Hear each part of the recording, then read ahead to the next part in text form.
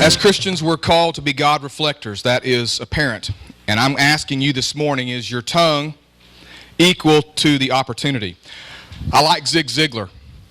I think Zig is a fine man and has helped a lot of people. And he tells a funny story about a young boy many years ago who liked to go to the old general store. Maybe some of you remember the old general stores. In this particular store, they had a barrel of molasses. And the boy had a tendency of slipping away from his mother and going and looking over both shoulders and dipping his finger in the molasses and eating it straight out of the barrel. Well, the store owner let that go for a while, but on one particular day he caught him red-handed, and instead of just telling the boy's mother or otherwise reprimanding him, he picked the boy up by his breeches, stuck his head down in the molasses, and then took him outside and set him on the front stoop. And rather than cry or scream, the little boy was heard to look up towards heaven, blinking his eyes, and he asked, "God, give me a tongue equal to this opportunity." I like what James, we're going to spend some time in James this morning, but there are several versions we're going to be sharing from, and I like this verse at the beginning of James in chapter 1 and verse 26 from the Contemporary English Version. He says, "If you think you are being religious, but you can't control your tongue, you are fooling yourself, and everything you do is useless." Did you hear the last part? Everything you do is useless. People can see you walk into this building. They can see you engaging in all kinds of benevolent activities. They could see you at a community-wide service and lifting your hands and just really being super spiritual. But if you and I cannot control our tongue, and they hear us talking in a way which does not reflect God, then James says everything else you do is useless. Walking into that church building, doing all those good deeds is useless if you can't control your tongue. In other words, it doesn't matter how many hungry, as we used to say in the old days, how many hungry mouths you feed, how many naked bodies you clothe. If you don't have tongue control, then really you don't have anything. It's the domino effect. Now, how can James say that? I mean, how can he be so, you think, that's pretty strong. Well, he's not the first one to say it. In fact, Jesus makes it clear during his ministry that what comes out of your mouth will have eternal consequences. Tongue control did not originate with James, the brother of Jesus. Tongue control started with Jesus. Jews were always worried about defilement, all the time. In fact, the Judaistic Jews, the Pharisaic Jews, the Rabbinic Jews, the Orthodox Jews, whatever you want to call them today, are still worried about defilement. They don't touch things that are unclean, and they do go through all that. They're always worried about defilement, and in Jesus' day particularly, they were always worried about defilement by what they ate. Had to be, our word is kosher. Had to be kosher. Jesus, in a context where he's dealing with these Jewish leaders who are always worried about defilement, and yet they lived their lives in such a way that did not reflect purity to start with, in a context where he's talking about the way they let traditions rule out God in their lives, he comes to a part in Mark chapter 7 and verses 14 and 15 where he says to the crowd, "All of you listen and try to understand. You are not defiled by what you eat. You are defiled by what you say and what you do." We're going to come back to that passage in just a little bit. And then again, when Jesus is speaking to the religious leaders of his day, he says, "If you grow a healthy tree, you'll pick healthy fruit. If you grow a diseased tree, you'll pick worm-eaten fruit." The fruit tells you about the tree. You have minds like a snake pit. How do you suppose what you say is worth anything when you are so foul-minded? It's your heart and not the dictionary that gives meaning to your words. A good person produces good deeds and words season after season. An evil person is a blight on the orchard. Let me tell you something. Every one of these careless words is going to come back to haunt you. There will be a time of reckoning. Words are powerful. Take them seriously. Words can be your salvation. Words can also be your damnation. Now, if you didn't, that's a great translation in the Message, but if you didn't recognize that, really, you think, well, I've heard that before, but it doesn't sound the same. Let me give you the more literal translation of verse 34. Out of the overflow of the heart, the mouth speaks. Verse 36, men will have to give account on the day of judgment for every careless word they have spoken. You and I can do all the good deeds in the world as these men did. But if we don't have tongue control, we are going to have to answer for it. Tongue control will truthfully determine who you are and whose you are. And as Jesus says here, words have eternal consequences. This small organ in our mouths has been accurately called by Chuck Swindoll a 2-ounce slab of trouble. You take a tongue out of the body to examine it forensically. It weighs a couple of ounces. It's a piece of flesh with corpuscles and blood vessels. It's really not much. But when you attach the tongue to a heart and a mind, it can be the deadliest weapon in the universe. Think back to the trouble that you've had in your life, any kind of trouble, but particularly relationship trouble. Did those problems that you had, those struggles, those heartbreaks, did they occur because of something you did? On some occasions you would say yes, they did. Or something somebody else did. Yes, that would be true many times. But I bet you dollars to donuts that no tongue control has been the main source of your trouble. It's been the main source of my trouble. Not controlling my tongue has gotten me into more trouble than just about anything else I've ever done. I have been asked to resign from 3 different jobs, not because of something I did, but because of something I said. Right or wrong, good or bad, words have consequences. Something you said in anger that you didn't really mean, something that you said in anger that you really did mean. When you told something that you had heard without knowing all the facts, without knowing any of the facts, something that you told knowing all the facts. When you told something that you knew to be the truth, you just knew it was the truth, but it wasn't. When you told something that was true, but it was hurtful.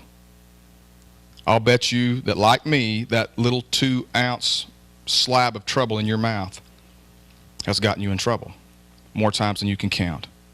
And this is why that's such a significant statement, because as God reflectors, we of God to reflect His glory so that other people will see us and go and hear us and go, wow, I've got to have whatever that person has. I've got to have what he has. I've got to have what she has. And here's what you need to understand. Once you and I choose to be God reflectors, we are a de facto teacher whether we like it or not. You know what de facto means? It means in fact.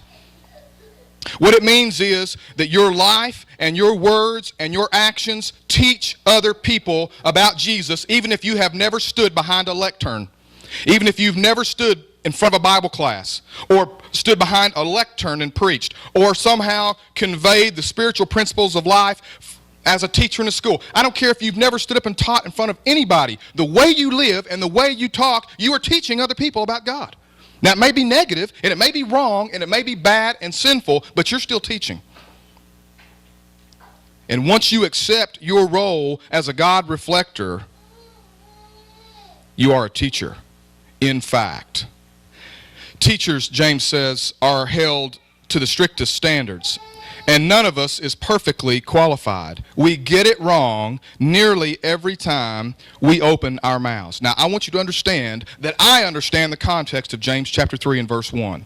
We have studied the book. We've gone through it. I've gone through it numerous times. I understand that in James chapter 3, James is primarily talking to men who wish to be teachers in a congregation. And he's saying, be very careful if you want to stand up like I'm standing up and teaching people, because you're going to be held to a higher standard. And yet I understand also that the principles that we're about to study in James chapter 3 apply to all of us, to every single last one of us, because we are all teachers. If we are a God reflector, we are teaching, even if we don't stand behind this see-through pulpit. So, you want to be a God reflector? Then you need to understand that tongue control is where spiritual maturity begins and ends. Tongue control allows you, and it allows me, to take command of every other aspect of our lives. You can't say that about many things in your body or mind. Did you know that? There's hardly anything that you can say, you know, if I would just get my whatever under control the rest of my life, would fall into place. I could take true command of my life if I just got my pocketbook in order. If I just got my eyesight in order. If I just got my whatever. But you can say that about the tongue, because God says that about the tongue. We all make many mistakes, but those who control their tongues also control themselves in every other way. We can make a large horse turn around and go wherever we want by means of a small bit in its mouth. And a tiny rudder makes a huge ship turn wherever the pilot wants it to go, even though the winds are strong. Just so we know how powerful the tongue is, and just so we know how important it is to have tongue control so that our rest of our life can fall into place, James gives us a couple of metaphors that are still true today. Horses, one of the most magnificent creatures God has ever created, one of the most powerful creatures God has ever created, if you've ever sat on the back of one. Out of control will easily kill a man, will easily kill a person. But put a small bit in its mouth and you have power under control. And the horse will start, will stop, will turn because of that one little bit in its mouth. The Titanic, one of the most glorious pieces of nautical equipment ever built, was steered by a rudder 1/57th its size. Now think about that. 850 feet long was the Titanic. The rudder was 15 feet wide at the widest point. That little rudder steering such a great ship and didn't do such a good job. Tongue control doesn't mean flawless. It doesn't mean perfect. It doesn't mean I'm never going to make another mistake again. I'm never going to have foot and mouth disease again. Tongue control is about direction. It's about an attitude that says I am going to grow in Christ. I'm a God reflector. I'm a disciple, and therefore I'm going to let God grow me by helping me, by giving me the power by His Spirit to take control of my tongue. James is not saying once you take control of your tongue, you're going to be perfect, as in no mistakes. The word for perfect in the other translations means mature, fully complete, and not lacking. It's an attitude, it's a perspective, it's a recognition, and I'm saying this for me, guys. It's a recognition that I cannot say everything I think. Now, maybe you don't, and if you don't, praise the Lord, but I fall into that category many times. What comes up, comes out. I've heard that said many times over the last few years, and that applies to me. And that's not having tongue control, and it does damage. What I want you to see, too, as we think about this concept is that thinking about something is not the primary problem. Speaking and acting on it is. I didn't understand this as a kid growing up in a religious environment. I thought that the bad thought was where the sin existed. And once I got the thought in my mind and the sin was there, then I went ahead and acted on it because it didn't matter. I'd already messed up anyway. That's not right. That's not right. Thinking about something, while it's still floating around in my brain, I still have a choice as to whether I'm going to act on it or not. You follow me? Anybody here ever fall into that category thinking, well, I had that bad thought. I've already screwed up. Might as well go ahead and act on it. Anybody else ever had that thought? I thought that way my whole life. Nobody ever stopped to tell me that temptation does not equal sin. You know how I know that? How do I know that temptation does not equal sin? Because Jesus was tempted in every way, as we are. We don't have a high priest who is not able to sympathize with our weaknesses, but we have one who has been tempted in every way, just as we are, and yet was without sin. So temptation does not equal sin. If he was tempted in every way as I am, he was tempted to lust after a woman and have an illicit relationship with her, even though he knew that was sinful, but he did not act on it. It wasn't the floating around in his brain that was the sin. Now, certainly, it goes from there, and certainly you can sin using your mind, but you know what? You can't control everything that comes into your mind. You ever done that where you're thinking about something? You ever get a song stuck in your head and you keep singing it over and over? You think, I got to quit singing this song. And the harder you try to quit singing it, the more you sing it. Why is it that way? Because that's how we're wired. But we do have control with what is floating around in our brain as far as what we're going to do about it. Was Jesus hungry after fasting for 40 days? Yes. Otherwise, Satan would not have said, turn that stone into bread. If it wasn't if Jesus was not hungry, that was not a temptation. Was it tempting for Jesus to demonstrate heaven's power by throwing himself off the pinnacle of the temple and letting angels catch him? Yes, otherwise Satan would not have used that against him. Was it a temptation for Jesus to possess all of the kingdoms of the world in a literal sense? Yes, otherwise Satan would not have used it against him. And yet, how did Jesus respond? What did Jesus finally use his tongue for in that setting? He said, it is written. Wow. What a powerful way to deal with temptation. It is written. You shall worship the Lord your God and serve him only. Man shall not live by bread alone, but by every mouth that proceeds out of the mouth of God. And do not put the Lord your God to the test. The temptation is not the sin. What I want you to see is there are times when you think something, and it may be true, it may not be true. And maybe it is just downright ugly. Maybe it's gossip. Maybe it's something that's just truly hurtful. You don't have to say it just because you think it. That's what tongue control is all about. If we could ever get a grasp of this concept, it would eliminate the damage and the devastation and the destruction that words can cause. That's why James goes so far as to say, if we could control our tongues, nothing would be impossible for us to accomplish as people. He's right. Loose lips not only sink ships, they destroy people. And we've used a million examples over the years, haven't we?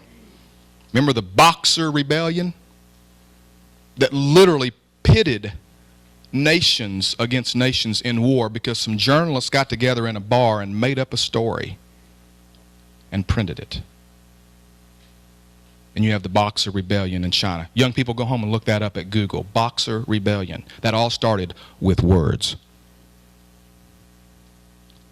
Loose lips. Now I know what some of you are thinking, because I'm thinking, yeah, but I said that, but I didn't really mean it. I mean, I didn't mean it maybe the way it came out. It's not really a big deal. Just blow it off. A word out of your mouth may seem of no account, but it can accomplish nearly anything or destroy it. It only takes a spark, remember, to set off a forest fire. A careless or wrongly placed word out of your mouth can do that. By our speech, we can ruin the world, turn harmony into chaos, throw mud on a reputation, send the whole world up in smoke, and go up in smoke with it. Smoke right from the pit of hell. What a great translation from the Message. A few years back, I was thinking about this. I believe it was Ned and John and I were coming back from Tuscaloosa, and we were just, driving down 171, and all of a sudden we were coming around one of the corners, and there's a small grass fire off to the right. You guys remember that? It was a grass fire. So we thought, it was sort of dry conditions, as I remember. Fire or not, it was a grass fire. So we thought, we can't leave that. So we turned around and go back, and we thought, we'll just stomp it out. We'll just, get some stuff and dirt. By the time we got back, it was too big to stomp out. We started trying to stomp it out, and when you start smelling your tennis shoes burning, it's probably beyond what you can do to control it. So we called someone. I don't remember if we called 911. We called someone and got the fire department out there to put it out. We didn't actually stay behind. We told them exactly where it was, and we left, and they came and put it out. What would have happened if we had left it alone, or somebody else coming along had not stopped and called someone to put that fire out? I'll tell you what would happen. That fire would have burned indiscriminately and would have destroyed everything in its path, because fire is no respecter of persons or property. It will destroy whatever gets in its path. Neither are words respecters of person, because once you speak them, you can hurt, you can damage, you can demean, and you can destroy. The tongue is the most powerful weapon on earth, bar none. Nuclear weapons notwithstanding. What you say and how you say it can be just like a raging fire burning out of control. It's no less destructive. And if you've been on the receiving end of malicious gossip that had not 1 ounce of truth to it, you know how that feels. It burns you up. Our words can be like unchecked fire. They can destroy reputations, they can certainly destroy relationships, and they can destroy influence. One of the worst things that we can do as God reflectors is let our tongues give other people a negative impression of God. One of the worst things could ever come out of someone's mouth is, I'm never going to believe in the God that he believes in. When faced with tongue temptations, what would happen? What would happen if on a consistent basis we practiced tongue control? What would happen in a domestic dispute if we practiced tongue control? What would happen when sibling rivalries surface? What happens, business owners or employees, if we faced off an angry, belligerent customer with tongue control? What about when the boss blesses you out for something you didn't do? What about when a teacher maliciously and with malice destroys or attempts to destroy a student and we practice tongue control? What will happen is that God will see, and hopefully those standing around will see, that you have control of your tongue because Jesus has control of your life. And the damage would stop with you. Tongue control tells the world which side of the fence we walk on. Out of the overflow of the mouth, out of the overflow of the heart, the mouth speaks. What happens, Jesus says, is your tongue puts you on the map. You can raise your hands when you sing. You can jump up and down and stomp and yell, praise the Lord, and drop big bucks in the collection plate. But if your tongue ultimately determines that you're not a God reflector and that you're shining your glory, his glory to other people, then it's all in vain. It's just a show. James goes on. This is scary. He says, you can tame a tiger, but you can't tame the tongue. It's never been done. The tongue runs wild, a wanton killer. With our tongues we bless God our Father. With the same tongues we curse the very men and women he made in his image. Curses and blessings out of the same mouth, my friends, this cannot go on. A spring doesn't gush fresh water one day and brackish the next, does it? Apple trees don't bear strawberries, do they? Raspberry bushes don't bear apples, do they? You're not going to dip into a polluted mud hole and get a cup of clear, cool water, are you? Orange trees don't grow pears. Strawberry vines don't grow grapes. Fruit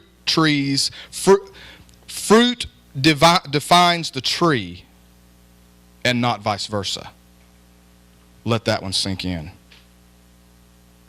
Fruit defines the tree and not vice versa. You cannot produce lemons and then claim to everyone that you're kiwi.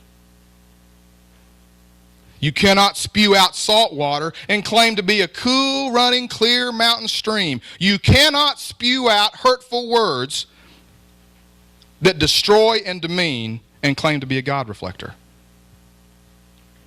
You can't do it. Because your tongue defines you. Your tongue defines you because it clearly reveals who you are on the inside. The tongue is a world of evil among the parts of the body. It corrupts the whole person and sets the whole course of his life on fire and is itself set on fire by hell.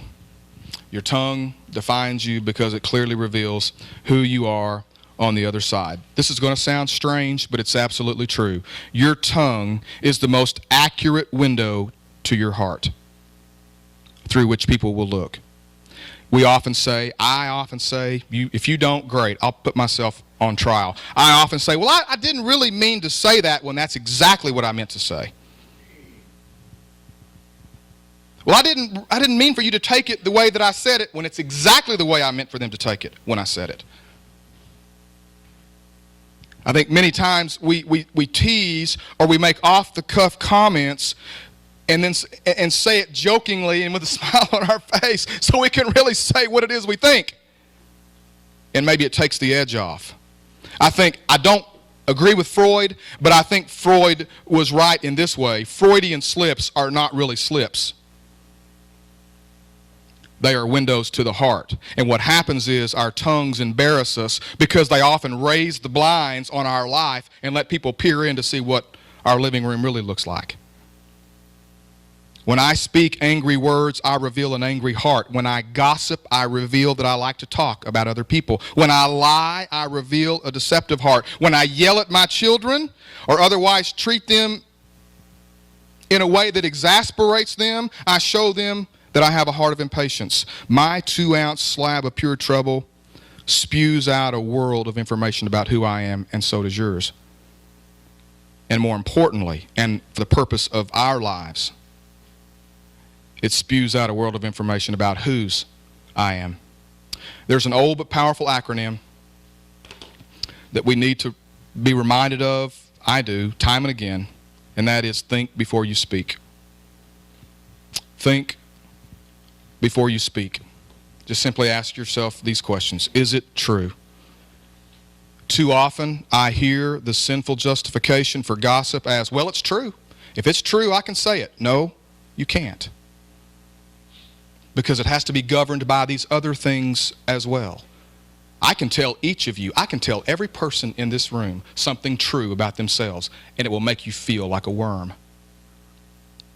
And you could all gang up on me and tell me a lot of true things about myself, and I could walk out of here with my tail between my legs and not want to come back. Just because it's true does not mean it's right to speak. If you go to the next one, and by the way, don't say, well, I said that to you, but I'd say it to their face. It doesn't matter. If it's not, especially the next one, if it's not helpful, then it destroys the truth justification. Well, I'm going to say it because it's true. Is it helpful? That would knock out 99% of what's said right after that. Does it help the other person? Does it build them up? Is it inspiring? The average child in America hears more negative input than positive. 20 times. For every attaboy, there's 20. Get your act together. And we wonder why the family is disintegrating.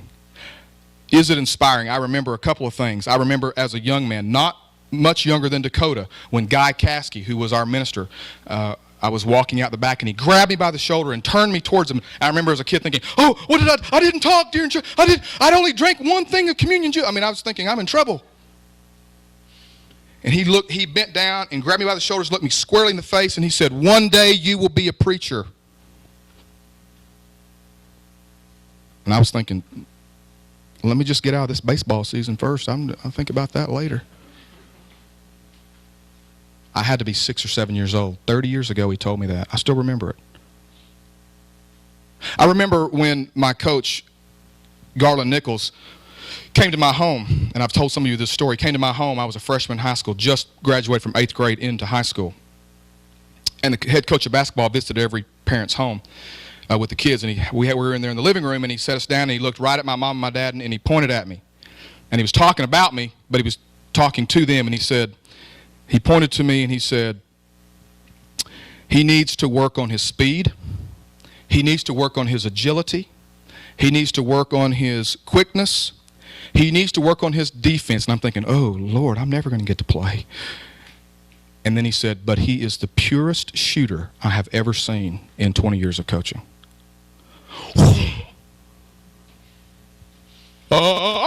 It's Tarzan all of a sudden. 9th grade, I still remember that. Words can inspire. Is it necessary? So much of what I hear is just absolutely not worth a plug nickel. There was no reason to even say it. It was not even necessary. It did not build up. It did not help. It was just pure ugly. It was just it was diarrhea of the tongue. And is it kind? This ought to govern the whole process. Even if it's true, if it's not kind, sorry kids, I'm going to use a word we don't say at home. Shut up. If it's true, but it's not kind, shut up.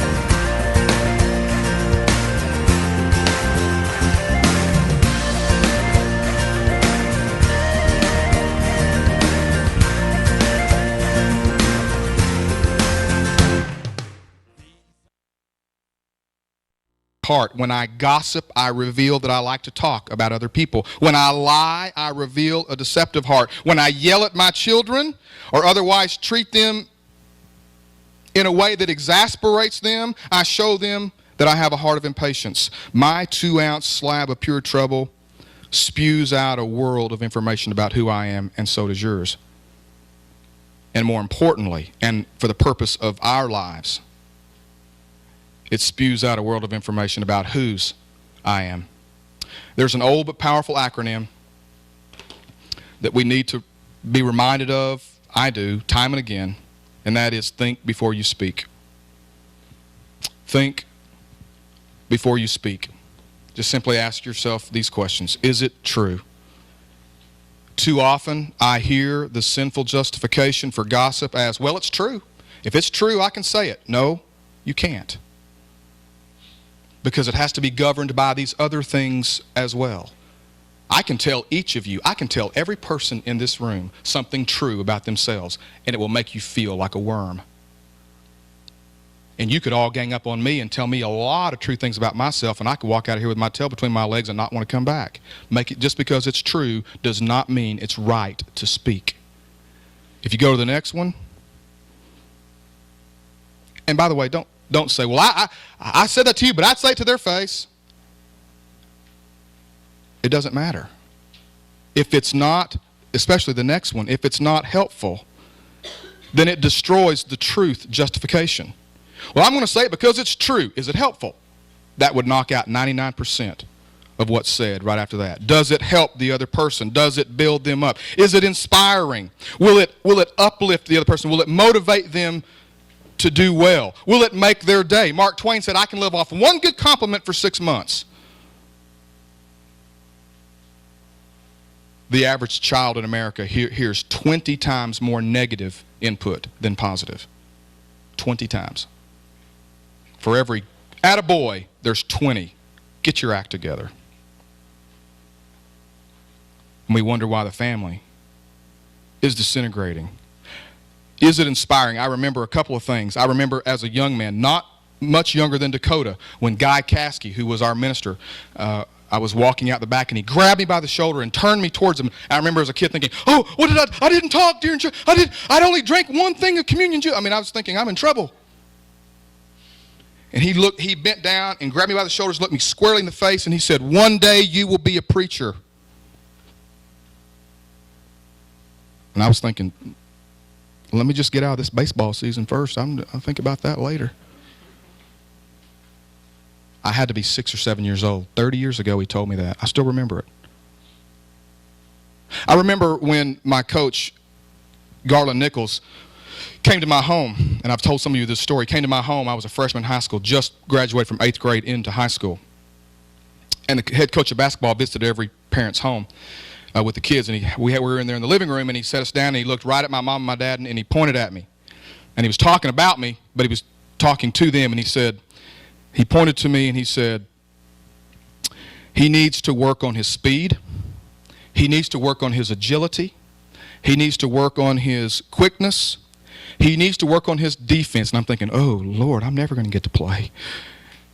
And then he said, but he is the purest shooter I have ever seen in 20 years of coaching.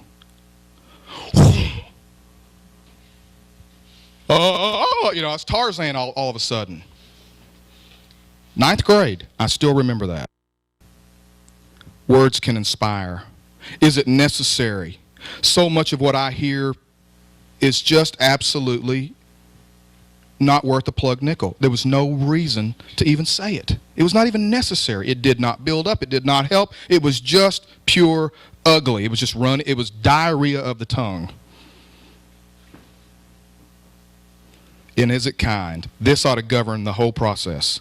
Even if it's true, if it's not kind, sorry kids, I'm going to use a word we don't say at home. Shut up.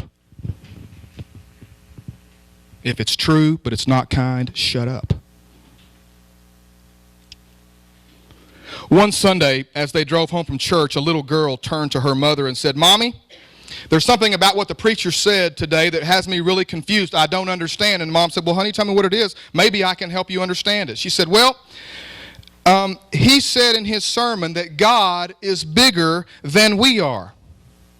And the mom said, that's right. And he said that God is so big, he could even hold the world, this whole universe in his hand. Is that right? She said, well, yes, honey, that's true. God is that big. And she said, well, and he said if we believe in Jesus, that we can someday go to heaven and be where this big, where God and his bigness is. And the mother said, yes, honey, that's true. You've got it all right. I don't understand. And the little girl looked puzzled and she said, well, Mommy, if all that's true, and if God is really that big, if he's that much bigger than us, and yet he comes to live in us, shouldn't he show through? What do you say as a parent when they've grasped something so deep and yet so simple? My response to her would be, yes, he should. And what we should pray is, God, give us tongues equal to this opportunity. Let's pray.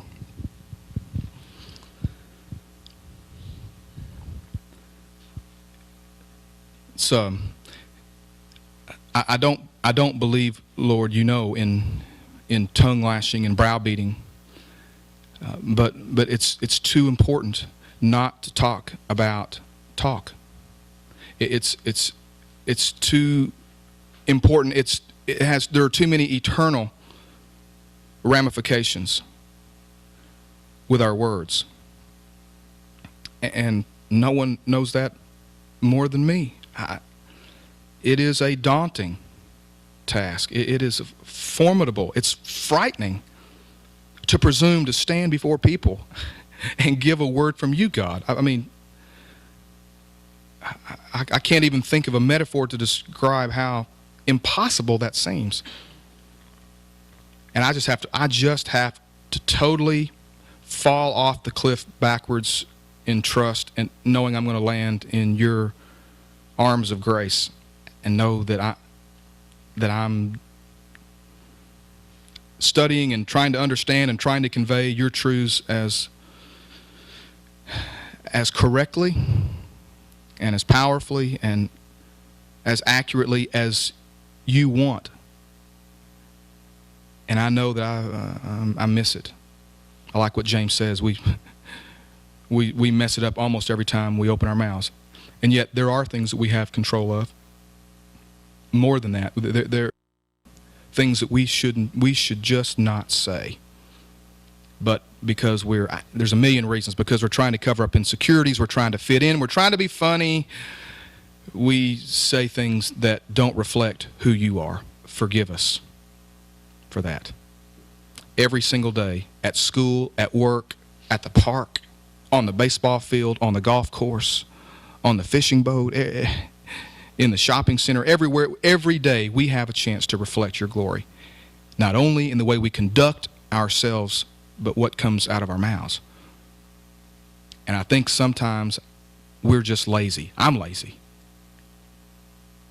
And on a day when I'm in a bad mood and don't feel good, and there are some days, Lord, and I look forward to not having this feeling anymore one day, but there are days when it just feels good to be mean. Forgive us of those days. I don't want to be mean. I want to be kind. I don't want to be vengeful. I want to be forgiving. I don't want to be impatient. I want to be long-suffering.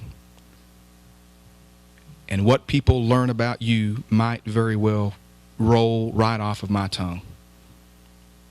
God, help us to see how important that is today. We're trusting you to answer this prayer, to give us the strength and the courage and the reserve conviction that we need to walk out of these doors and be God reflectors. In Jesus' name, amen. Thank you for your rapt attention.